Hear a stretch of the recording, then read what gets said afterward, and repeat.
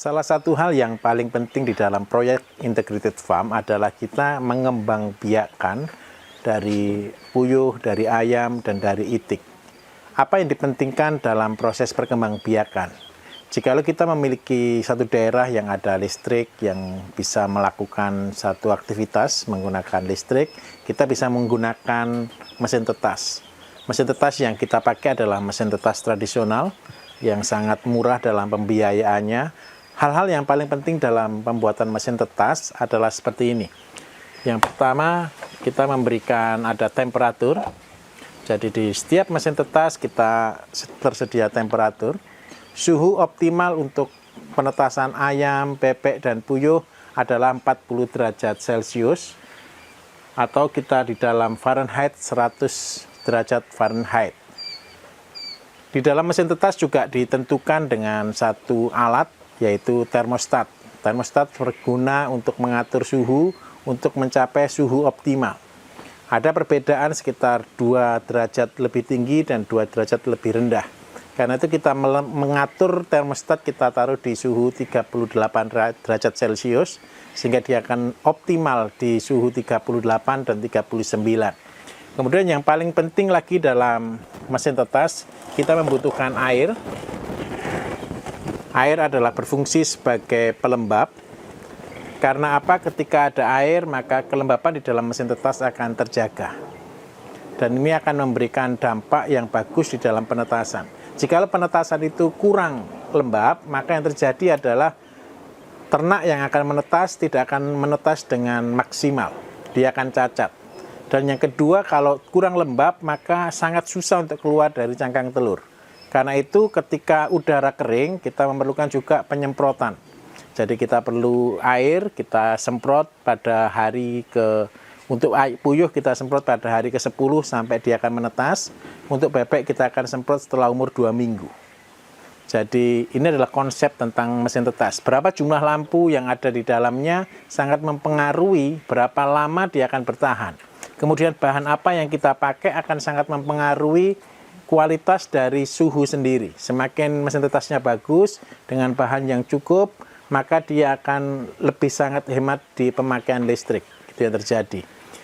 Apa yang harus dilakukan di dalam mesin tetas? Hal-hal yang paling penting.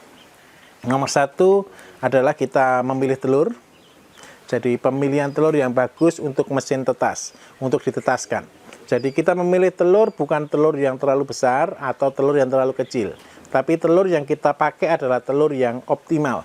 Keadaannya tidak terlalu besar, tidak terlalu kecil, dan dia sempurna, tidak pecah. Dan yang penting lagi, telur ini telah dibuai. Ada yang jantan dan ada yang betina. Kalau untuk puyuh, kita akan menetaskannya butuh waktu 17 hari. Tapi biasanya setelah hari yang ke-15, hari yang ke-16, dia akan sudah mulai meretak, dan hari ke-17 semua akan menetas. Itu untuk telur puyuh. Untuk telur ayam kampung, seperti ini, waktu yang kita butuhkan untuk dia menetas adalah selama 21 hari. 21 hari, dan kita memilih telur yang optimal. Seperti ini bentuk telur yang optimal. Tidak terlalu lonjong dan tidak terlalu besar. Ini yang kita kembangkan. Untuk telur bebek, seperti ini. Bebek ada 2 macam. Yang pertama ada telur bebek yang berwarna putih dan ada telur bebek yang berwarna hijau. Untuk telur bebek yang berwarna putih adalah telur bebek yang dihasilkan dari perkawinan bebek lokal dengan bebek packing. Sedangkan untuk telur bebek yang berwarna hijau dihasilkan dari telur bebek lokal. Ketika dia nanti beranak, kita akan mengawinkan silang untuk mendapatkan hasil yang lebih baik dalam produksi daging dan produksi telurnya. Lama penetasan untuk telur bebek adalah 28 hari. Apakah yang paling penting hal-hal yang harus dilakukan dalam kita melaksanakan manajemen penetasan? Yang pertama, penetasan ini setelah telur dimasukkan, 24 jam pertama tidak dilakukan aktivitas apa-apa, kecuali pengontrolan suhu. Setelah hari kedua baru dilakukan pembalikan telur. Bagaimana cara membalik telur yang efektif adalah seperti ini. Kita mengeluarkan telur dari tempatnya. Kemudian kita tarik dari ujung yang paling banyak ke ujung yang paling sedikit. Seperti ini. Nah, dilakukan minimal dalam 1 hari adalah 2 kali. pagi hari dan sore hari. Tapi paling bagus dilakukan 1 hari 4 kali setiap 6 jam 1 kali.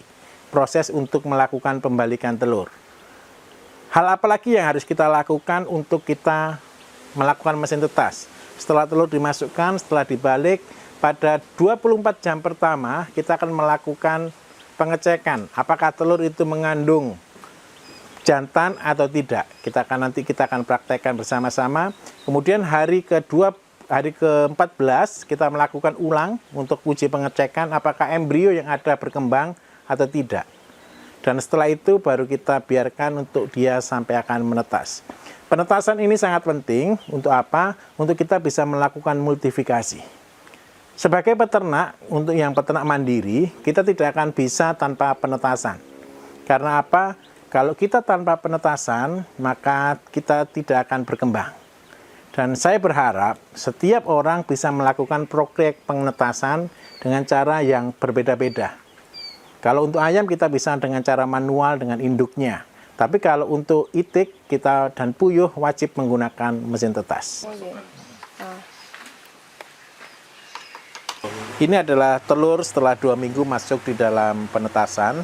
Jadi sudah keluar darah-darah, sudah keluar jaringannya. Ini sama 2 minggu. Ini darah-darah dan dia sudah mulai besar, sudah jadi 1 jaringan. Ini kepala. Yang pertama kali terbentuk adalah kepala.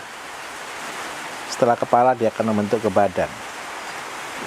Jadi kalau telur berumur 5 hari, dia sudah mulai bentuk, ini adalah 1 jaringan dan ini adalah embrio.